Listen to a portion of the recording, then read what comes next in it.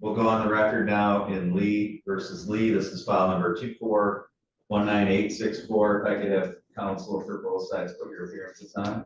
Yes, good morning, Your Honor. This is Matt Motley appearing on behalf of the plaintiff. Good morning, Judge Elliott Blumberg on behalf of the defendant who's actually in my waiting room. Can I just wait a moment to bring him in? Sure, absolutely. All right, the record should reflect Ms. Lee is also connected by Zoom video. This is set as a status conference in this file today. Mr. Motley, on behalf of plaintiff, can you tell me where things are at? I think this is your first appearance on the record anyway for Ms. Lee. So can you tell me from your standpoint where things are at and what we need to do for scheduling going forward? Change the scheduling. I mean, I'll just start by saying I think 90 days of discovery would be sufficient. I know we still have that pending hearing with the friend of the court coming in September for the issues relating to custody, parenting time, and child support. So if nothing gets settled before then, I anticipate that hearing would resolve those matters. But either way, I think 90 days of discovery would be sufficient, giving us maybe 120 days to mediate. I'm confident that we can select one in advance of that. So I think that as be a starter here is just getting these next steps done. Thank you, Mr. Blumberg. Judge, while I don't disagree with counsel's request in terms of discovering and scheduling, there is an ongoing violation of your court order. Ms. Lee continues, in spite of your order, to deny my client parenting time. We continue to file complaints with the friend of the court, but hearings aren't scheduled out until September or later. I think you'll remember that Ms. Lee was represented by prior counsel. We had most of the day to come to an agreement.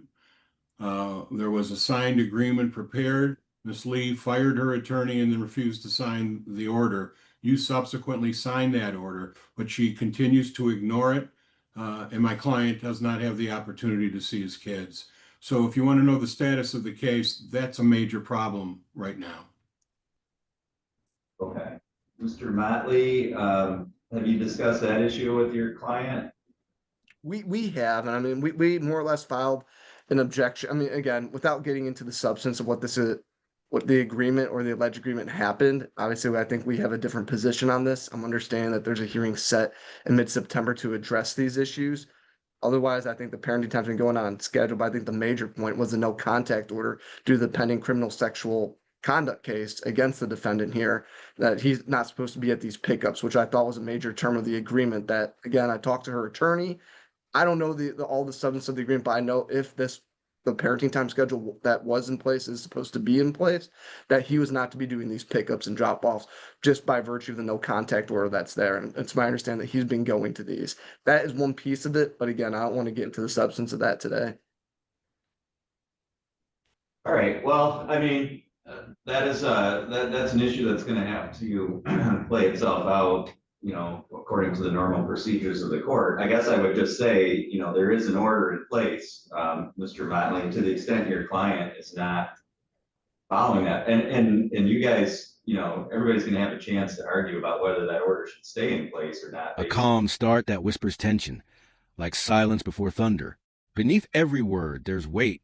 You can feel the storm coming. Not based on what happened previously, but the fact is there is a court order in place, and to the extent that your client is just willfully violating that because she doesn't agree with the way that order got entered, that's not a reason to just not comply with the order. So all I would say is, to the extent that she's found to be failing to comply with that order, and not having any legally justifiable reason for doing so, I just think you need to caution your client that the court, I would fully intend to use the full weight of the court's contempt sanctions to compel her to follow that order if it's not changed, and she needs to be following it now. And to the extent, Mr. Blumberg, that your client is doing something that's in violation of that order, that only hurts your client in terms of his ability to have that enforced. So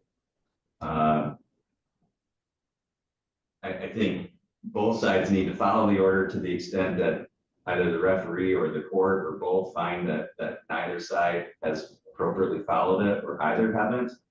I am not going to tolerate from either of these individuals, Mr. Lee or Miss Lee, just ignoring the court's order. In particular, in this case, I think the court needs to take a hard line with both of these individuals because I think they both just want to do what they want to do, and that's just not going to happen. The court's orders mean something, and to the extent that either side isn't following them, both Mr. Lee and Miss Lee need to be prepared to pay the price for that once that's determined. So that's all I'll say with regard to that. This is a status conference. This isn't an evidentiary hearing. I'm not going to make any findings on that. But I just want both counsel to caution your clients that I'm just not going to tolerate it in this case. And again, in particular, based on the evidence that I've heard so far as to the actions of both parties. So that being said, I do think, and there was no objection to it, I do think Mr. Motley's suggestion in terms of scheduling is appropriate. So the court will enter that in terms of a scheduling order. 90 days for discovery, mediation to occur within 120. The court will set this for another status conference at that point. Otherwise, the parties will proceed in front of the court, and to the extent there are objections to the front of the court rulings, we'll get those scheduled in due course as well. Mr. Motley, is there anything else that I can address for your side today? I mean, there are minor stuff like the witness list and exhibit list, but I assume the court's just gonna outline that in the scheduling order that's gonna result from today's hearing. Well, yeah, I mean, if we need to, this is going to get us going up through mediation. If there aren't any agreements, then we'll set additional dates for court hearings, and we'll schedule those types of matters in with that. Yeah, that's all I had, Your Honor. Okay, Mr. Blumberg, anything further from your side today? No, Judge, thank you. I appreciate you addressing my concerns. Thank you. All right, thank you. That's all for today. All parties on this file are free to disconnect. Good A afternoon. storm brews fast. Intentions clash and things get personal. One wrong glance, and suddenly, it's more than just a talk. Good afternoon, Judge Elliott Blumberg, on behalf of Alma Carr, the plaintiff, who's appearing via Zoom from my office. Thank you, Your Honor. Jason Thompson, on behalf of defendant Scott Carr, who's with me in my office. Thank you. Okay, we're set for a status conference in this case today, as well as Mr. Carr's motion to set aside the default. I did have a chance to read the motion. Mr. Thompson, did you have any argument you wanted to present? No, we would rely on the written motion. Thank you, Your Honor. Thank you. Mr. Blumberg, are you objecting to the motion? We are, Judge. We've filed a response as well as a brief in opposition to the motion. My understanding that the court rules require the filing of a brief whenever there is a motion that raises questions of law. While I appreciate the motion, it doesn't give the court, doesn't establish for the court the authority to set aside the default. We all know what that is, obviously, but certainly the salient facts is that Mr. Carr has been in default for about 10 months now.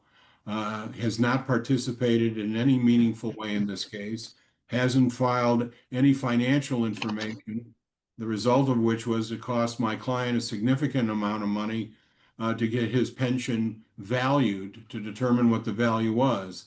Based on that valuation, his military pension was significantly more valuable than my client's. And so we came up with what we perceived to be a fair and equitable division of the military pension. Again, there's been no showing of good cause, no showing of the existence of a meritorious defense, and even the affidavit signed by Mr. Carr doesn't really establish either of those requirements. I think that we were most recently before you attempting to get the judgment entered, and at that point, Mr. Carr indicated his desire to retain counsel. So it's a little late in the game. There hasn't been a proper showing of good cause or a meritorious defense. And ultimately, the division that we're asking the court to adopt in this judgment of divorce is both fair and equitable. So I would respectfully ask the court to deny the motion. Thank you. Mr. Thompson, anything you wanted to state in response? Just that, Your Honor, I appreciate counsel's remarks. I mean, Mr. Carr is not privy to any evaluation that's been performed. I don't believe the court is either, so I don't know how the court would be in a position to weigh in on the reasonableness of the judgment. Mr. Carr has, I would suggest, participated, certainly not correctly, but he has appeared multiple times for Zoom hearings, has negotiated much of the estate here in good faith and in a fair manner.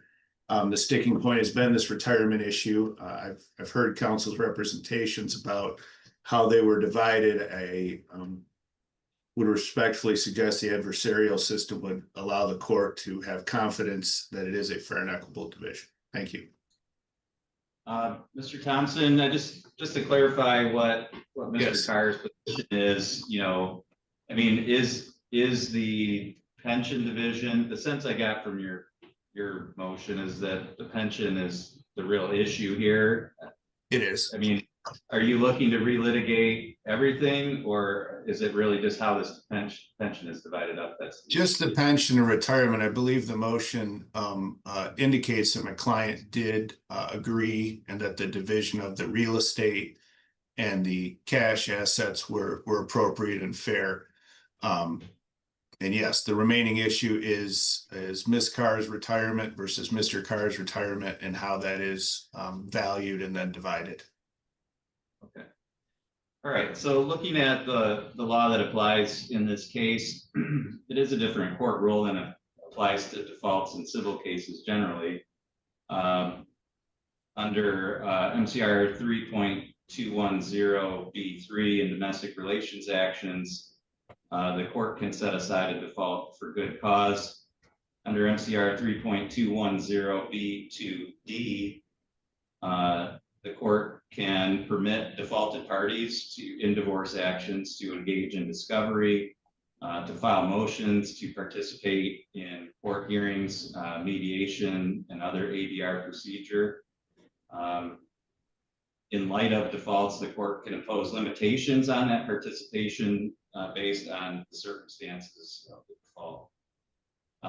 And the court has to recognize that, different from typical civil actions, divorce cases are equitable actions where the court has an obligation to make sure that any property division and any default judgment that might result from a default is nevertheless equitable. Looking at the facts in this case, Mr. Carr did participate with Ms. Carr in terms of trying to reach agreements. So in that regard, he hasn't just not participated at all. He has appeared for court hearings. Lines are drawn. Emotions spike and decisions ripple hard. What's unspoken now screams the loudest between them all. On his own, so he wasn't defaulted because of his failure to participate with the court or some type of sanction for misconduct or so forth during the pendency of the case. I think it's significant that Mr. Carr is not trying to invalidate all the agreements that were made between him and Ms. Carr. He's just seeking to ensure that the retirement pension is being fairly divided. In my view, he's raising a very limited issue that the court would have to determine the fairness of anyway under 3.210B5E, even if the court were not to set aside the default. The court certainly would have to hear arguments before entering a judgment as to why, and make a determination as to whether or not and why plaintiff's proposed division of the pension was fair and equitable. So for all those reasons, the court finds there is good cause and it would be appropriate to set aside the default. But again, pursuant to court rule, the court is going to impose a limitation, and that is that the sole issue for further negotiation and resolution is the fair division of the retirement and pension of the parties. So the court will grant the motion as indicated here on the record. Mr. Thompson, if you would prepare an order that reflects that ruling of the court. And then in terms of scheduling, I mean, Mr. Thompson and Mr. Blumberg, both of you want to have a chance to exchange some documents on this issue, or how do you want to proceed, Mr. Blumberg, on behalf of the plan? Well, Judge, I fully appreciate and understand somewhat the court's ruling. My understanding of the court rule is that before the court sets aside a default, those fees that were incurred as a result or in reliance of the default has to be paid by the opposing party. I think that that is a condition upon which the default to be set aside. And the reason why that's important is, again, as I pointed out, we've had to do all the discovery on our own. He has provided no documentation in regard to any assets, let alone his retirement. My client has expended, as I pointed out, a significant amount of money to get his retirement valued because he didn't provide us any of the information. So I would respectfully ask the court, if the court is going to set aside the default, I think my client's entitled to those fees incurred in reliance of the entry of the default. Okay, if you want to submit a bill of costs and copy Mr. Thompson on that, then the court will take up that issue. Thank you. But in the interest of getting this resolved, I would like the parties to, I'd like to, as part of the status conference here, get some dates for going forward. So again, in terms of how to proceed, Mr. Blumberg, do you want to have a chance to have some negotiations with Mr. Thompson? Do you want the court to just set a mediation deadline today? I'm certainly we're in a position to provide Mr. Thompson with the documentation that supports the division that we've requested. We'll share that documents, and he can certainly feel free to review them and make whatever determination. I don't know what other discovery really needs to be done. We'll provide what other information he needs. Okay, Mr. Thompson. Your Honor, in anticipation of today's hearing and this possible ruling, I did have my client prepare the financial information disclosure, so we're prepared to exchange that. So I think if we had a little bit of time to look at Mr. Blumberg's materials, he would certainly be able to look at ours. And then I think a mediation, 30 days out would be appropriate. Okay, so I'm going to have discovery remain open for 60 days. The court will refer this to community mediation to occur within that 60-day period. And then I'll set this for another status conference at that point.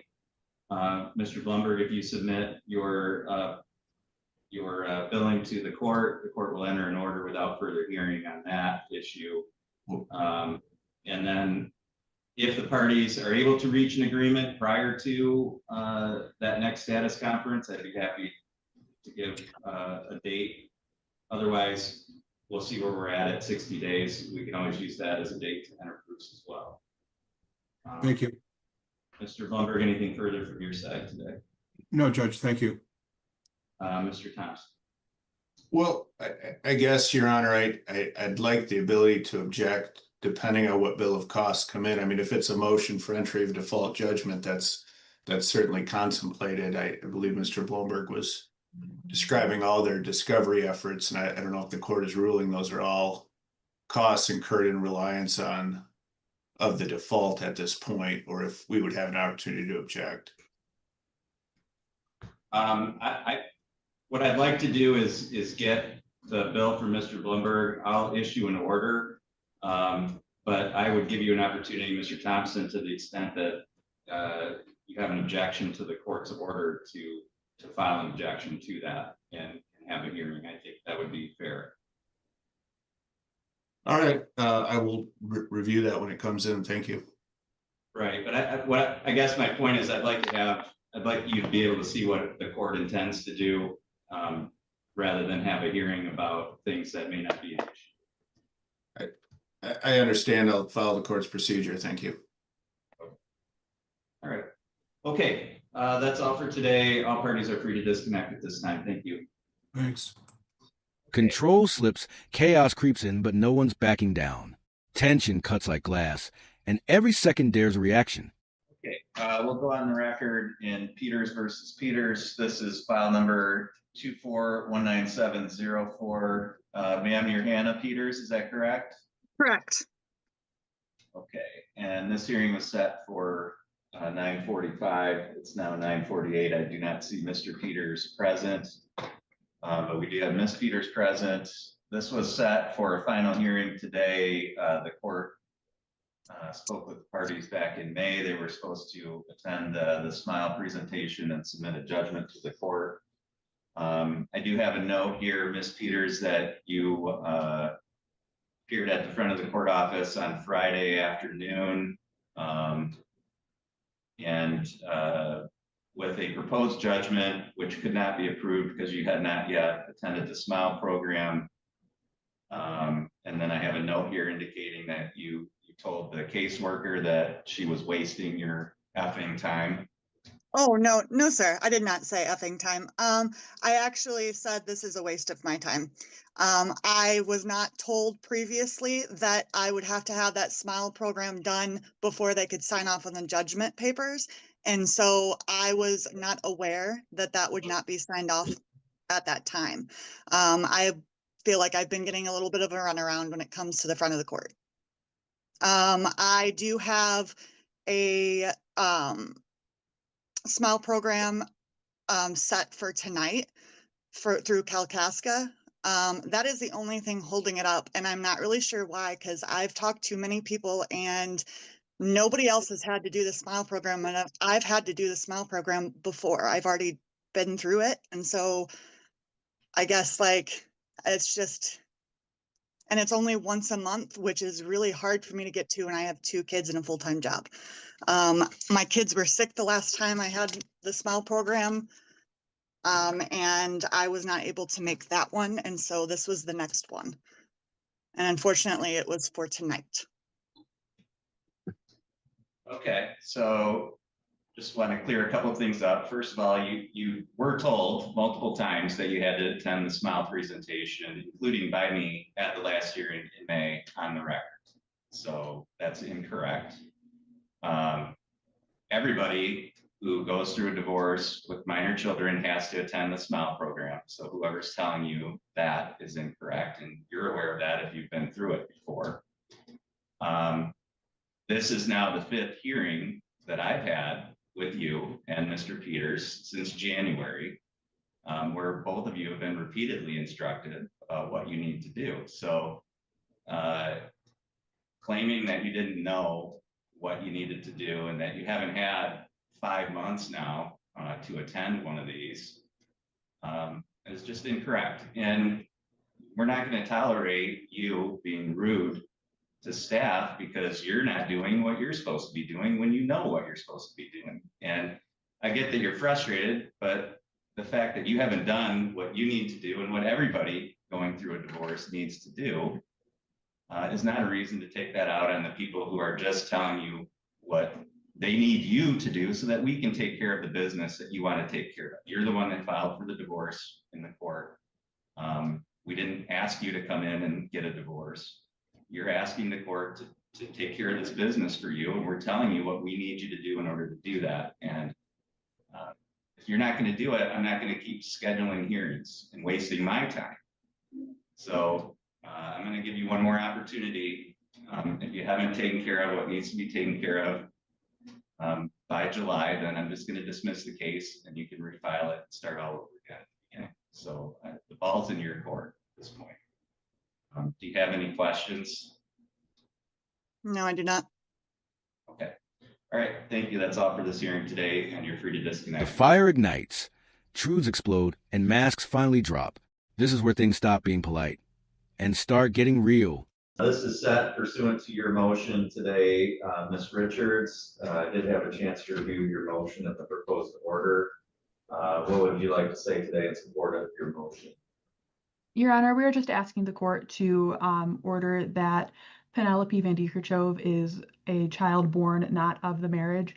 The alleged father is Mr. Luke Van Diekerchove. He is willing to pursue paternity if the court does order that, and all parties have held out that the child is not born of the marriage since conception. Thank you. Mr. Blumberg, do you have an objection to the motion? No, Judge, I think everybody acknowledges that my client, the husband, is not the father of this child. All right, Mr. Luke Vanderkerchov, have you been able to hear what was said so far? Yes, sir. Do you have any objection to the court entering this order today? No, Your Honor. Okay, so the court will grant the motion. I will sign that order as proposed by Ms. Richards. Mr. Blumberg, have you had a chance to review that proposed order? We have, Judge. Do you have any objection to the form? No, I do not. Okay. All right, so the court will sign that order. Ms. Richards, anything else that I can address for your side today? No, Your Honor, thank you. Mr. Blumberg? No, Judge, thanks. Okay, thank you. All parties on this file are free to disconnect at this time. Thank you, Your Honor. All cards on the table. What breaks now stays broken forever. It's raw, it's final, and the silence speaks louder than words. Don't forget to like the video, subscribe to the channel,